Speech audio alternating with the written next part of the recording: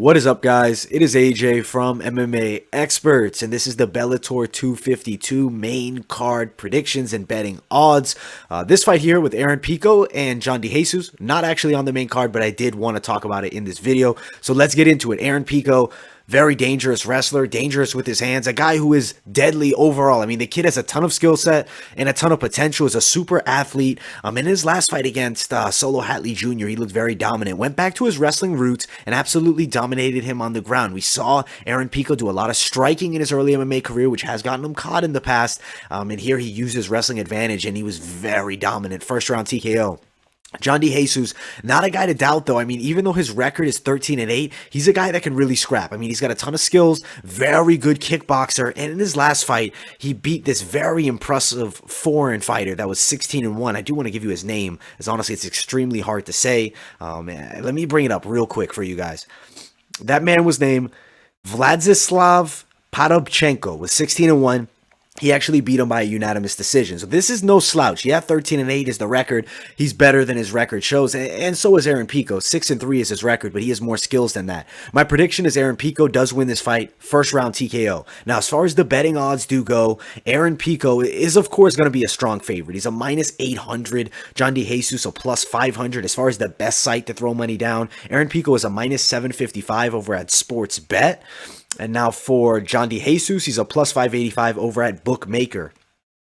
No prop bets actually available for this bout, unfortunately. Should be a very fun fight, though. I am predicting Aaron Pico gets the win. It's not even on the main card. So now let's get to the actual main card. The first fight on the main card. It's going to be a big one. I mean, it is a fight that is in the tournament, the quarterfinals of the featherweight tournament. Daniel Vicho rematches Emmanuel Sanchez. First fight was a split decision, was competitive at moments. Daniel Vicho was able to get some takedowns in there, and I believe that could be the difference here as well. As far as striking goes, they are fairly competitive. I do think Vicho maybe slight advantage as far as the technical kickboxing, but Emmanuel Sanchez is very scrappy and will have a reach advantage. He's got a 76-inch reach. He's a very long fighter for being only 5'9". I am still riding with Daniel Vicho, though. I do think he gets the win. As far as the betting odds, they actually totally disagree. Daniel Vicho is a plus 180 underdog. Emmanuel Sanchez a minus 220 favorite. As far as the best sites to throw money down, Vicho is a plus 186 dog over at BetDSI and over at Sports Bet. Now for his opponent, Emmanuel Sanchez, he is a minus 214 underdog over at Sports Bet. I mean, for a guy that won the first fight, the odds makers are not giving him the respect here, but I guess, I mean, it makes sense though, right? Emmanuel Sanchez, 5 years younger, has looked good, coming off 2 straight wins. Granted, Vicho's coming off a win as well. I'm super excited for this matchup. I'm riding with Daniel Vicho. I think it's going to be a hell of a fight, and honestly, I can't wait to see this quarterfinal matchup here, and I'm happy that the tournament is back up and running again. Now, let's get to the co-main event. This fight is a very exciting one between high-level wrestlers, very high-level wrestlers. Yaroslava Mosov, who's 24-0 as a professional, takes on Logan Storley, who's 11-0. Logan Storley is one of the most credentialed wrestlers, in MMA, outside of going to the Olympics. This kid is a 6-time state champion. From 7th grade on, this guy's winning state championships in wrestling against high schoolers. This kid is deadly. Now, Yaroslava Mosov, 3-time combat sambo champion, also has some good kickboxing skills.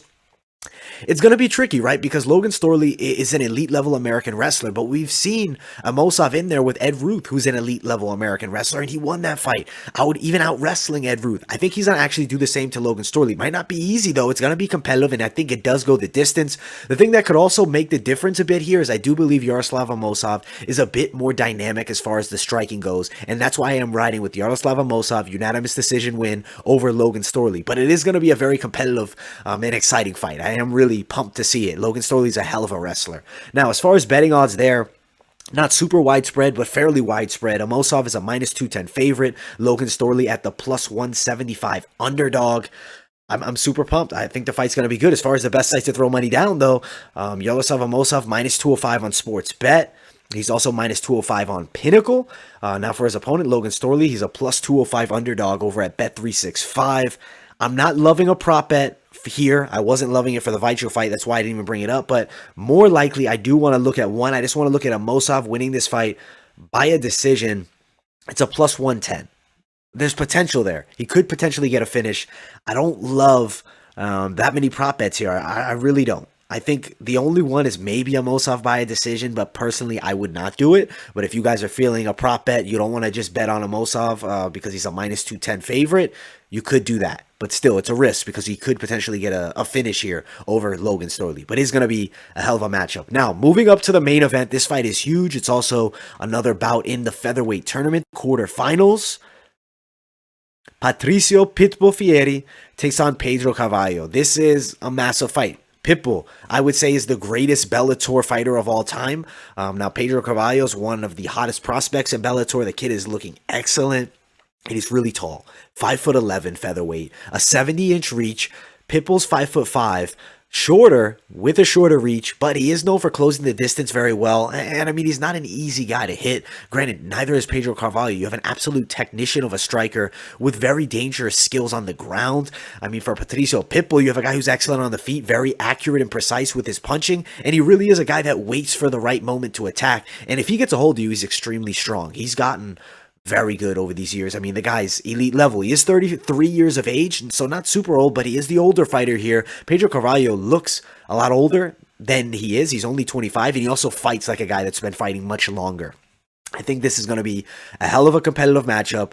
I'm riding with Patricio Pitbull to win this fight, but it's not going to be easy. He wins by a unanimous decision over Pedro Carvalho, who's a very hot prospect and somebody to keep an eye on. He's only 25 years old, and he also trains out of SBG Ireland, so obviously his striking skills are very polished.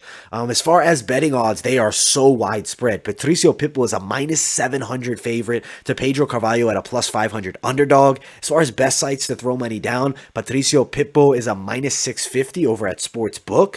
Now, for Pedro Carvalho, he is a plus 530 over at Sportsbet.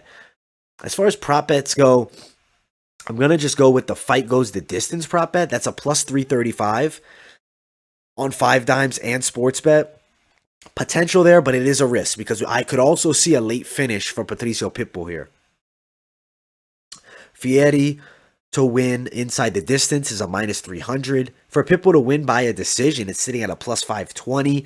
And if Carvalho were able to win by a decision, it's a plus 1100. So some widespread odds there, but it is going to be a very competitive fight. I think the odds are too widespread. But that is my prediction for this matchup. Overall, very exciting main card. And we also talked about the Aaron Pico undercard fight, which I think is going to be excellent. Thank you guys all so much for watching. Make sure you check out this Bellator event. Like, subscribe, turn on those post notifications. Also, guys, follow my social media, Instagram, Twitter, and I'll see you all in the next video.